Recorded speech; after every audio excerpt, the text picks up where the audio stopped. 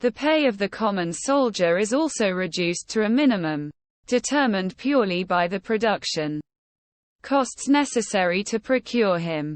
But he exchanges the performance of his services not for capital, but for the revenue of the state.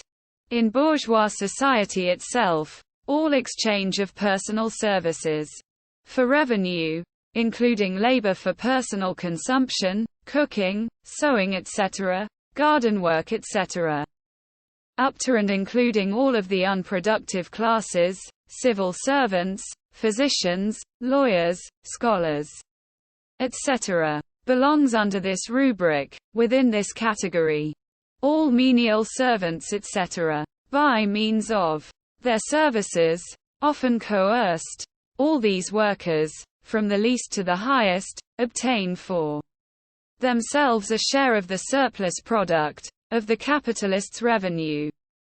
But it does not occur to anyone to think that by means of the exchange of his revenue for such services, i.e. through private consumption, the capitalist posits himself as capitalist. Rather, he thereby spends the fruits of his capital. It does not change the nature of the relation that the proportions in which revenue is exchanged for this kind of living labor are themselves determined by the general laws of production. Marx, The Grundrisse, 1857. For example, when the peasant takes a wandering tailor, of the kind that existed in times past, into his house, and gives him the material to make clothes with, the man who takes the cloth I supplied to him and makes me an article of clothing out of it gives me a use value. But instead of giving it directly in objective form, he gives it in the form of activity. I give him a completed use value. He completes another for me.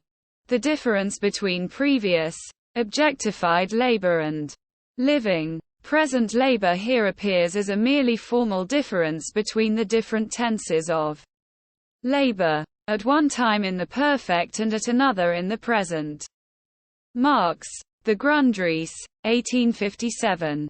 The separation of public works from the state, and their migration into the domain of the works undertaken by capital itself, indicates the degree to which the real community has constituted itself in the form of capital.